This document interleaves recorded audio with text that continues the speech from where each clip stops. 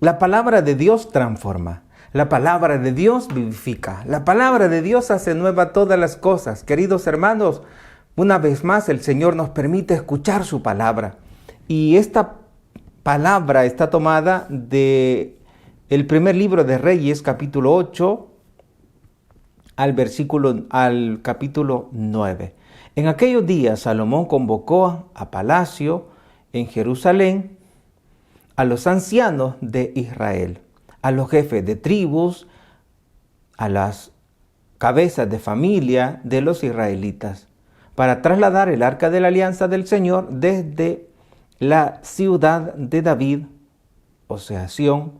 Todos los israelitas se congregaron en torno al rey Salomón en el mes de Etanín, el mes séptimo, en la fiesta de los tabernáculos. Cuando llegaron los ancianos de Israel, los sacerdotes cargaron con el arca del Señor y los sacerdotes levitas llevaron la tienda del encuentro, más los utensilios del culto que había en la tienda. El rey Salomón, acompañado de toda la asamblea de Israel, reunida con él ante el arca, sacrificaba una cantidad incalculable de ovejas y bueyes. Los sacerdotes llevaron el arca de la alianza del Señor a su sitio, el camarín del templo, al Santísimo, bajo las alas de los querubines, pues los querubines extendían las alas sobre el sitio del arca y cubrían el arca y los valores por encima. El arca solo había las 2 tablas de piedra que colocó allí Moisés en el Horeb, cuando el Señor pactó con los israelitas al salir del país de Egipto, y allí se conservan actualmente. Cuando los sacerdotes salieron del santo, la nube llenó el templo, de forma que los sacerdotes no podían seguir oficiando a causa de la nube, porque la gloria del Señor llenaba el templo. Entonces Salomón dijo: el Señor quiere habitar en las tinieblas y yo te he construido un palacio, un sitio donde vivas para siempre. El Señor quiere habitar en las tinieblas y yo te he construido un palacio, un sitio donde vivas para siempre. Palabra de Dios. Te alabamos, Señor. Y ahora con el Salmo 131 respondemos a esta palabra escuchada: levántate, Señor, ven a tu mansión. Oímos que estaba en Efrata, la encontramos en el soto de Jaar. Entremos en su morada, postrémonos ante el estrado de sus pies. Levántate, Señor, ven a tu mansión, ven con el arca de tu poder. Que tus sacerdotes se vistan de gala, que tus fieles vitoreen por amor a tu siervo David. No niegues audiencia a tu ungido. Levántate, Señor, ven a tu mansión. Y ahora recibimos la palabra de Dios de San Marcos capítulo 6, versículos del 53 al 56. En aquel tiempo, cuando Jesús y sus discípulos terminaron la travesía, tocaron la tierra en Genesaret y atracaron. Apenas desembarcados, algunos los reconocieron y se pusieron a recorrer toda la comarca. Cuando se enteraba la gente dónde estaba Jesús, les llevaban a los enfermos en camillas. En aldea o pueblo o caserío donde llegaba, colocaban a los enfermos en la plaza y le rogaban que les dejase tocar al menos el borde de su manto. Y los que lo tocaban se ponían sanos. Palabra del Señor. Gloria y honor a ti, Señor Jesús. Queridos hermanos, ahora pidamos al Espíritu Santo para que nos ayude a descubrir qué quiere Dios decirnos, comunicarnos a través de esta palabra.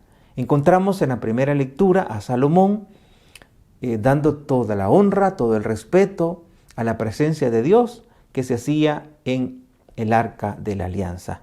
Dice la palabra: cuando los sacerdotes salieron del santo, la nube llenó el templo, de forma que los sacerdotes no podían seguir oficiando a causa de la nube, porque la gloria del Señor llenaba el templo.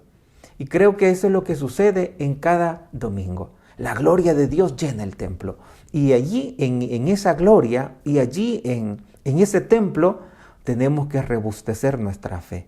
Es ahí donde vamos a tener el encuentro con ese Dios vivo que nos permite tener valentía ante las adversidades, que nos permite ser fuertes ante todo aquello que se opone en este camino de la salvación.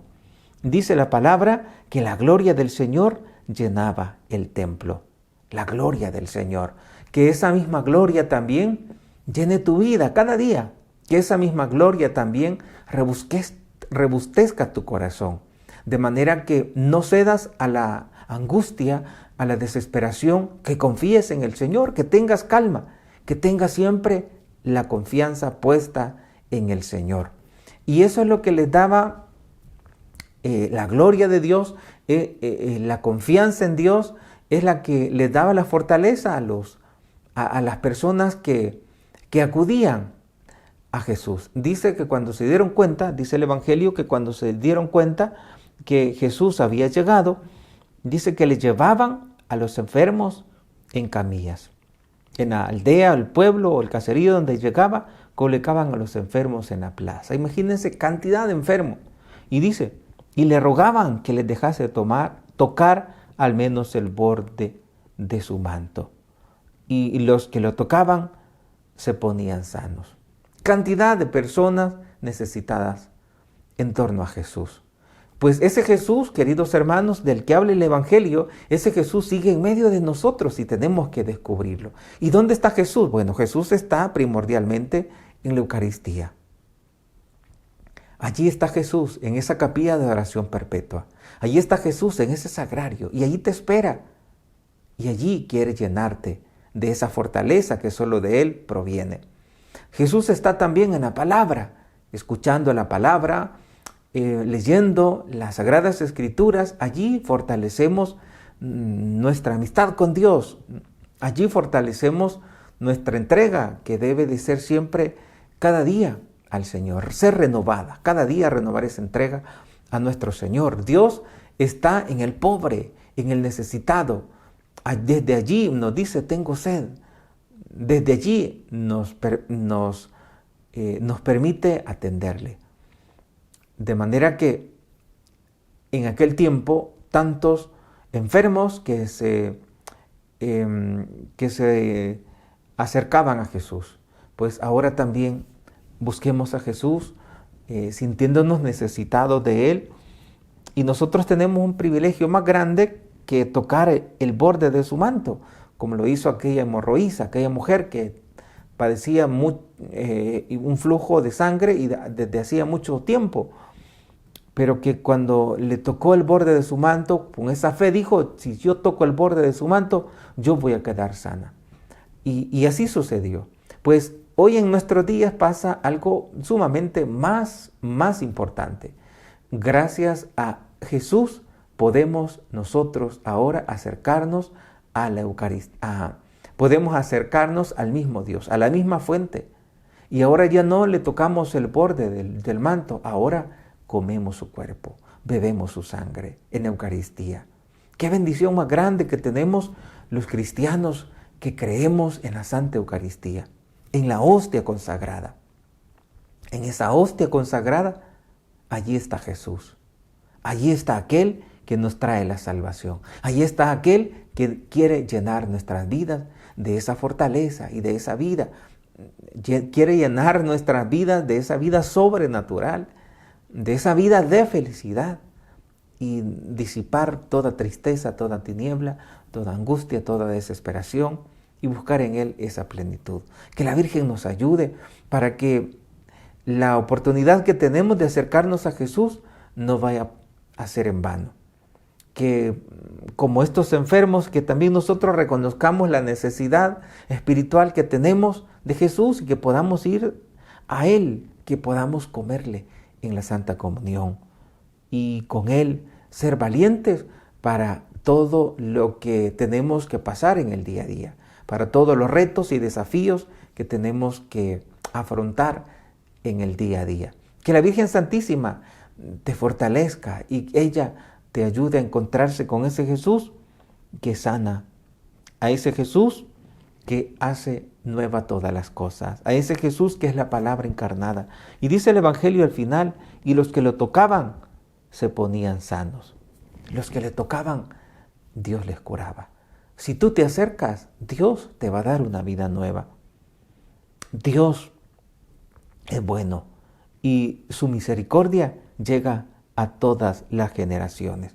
Por lo tanto, no tengas miedo de acercarte al Señor, porque Él no está peleado contigo. Hayas hecho lo que hayas hecho, Dios no está peleado contigo. Solo acércate a Él con esa confianza de poder recibir esa acogida y ese amor, el cual necesita nuestro interior. Que la Virgen Santísima alegre tu corazón para entregarte más a ese Dios que quiere curarte de todo eso que ahora, eso pesado que llevas ahora en tu interior.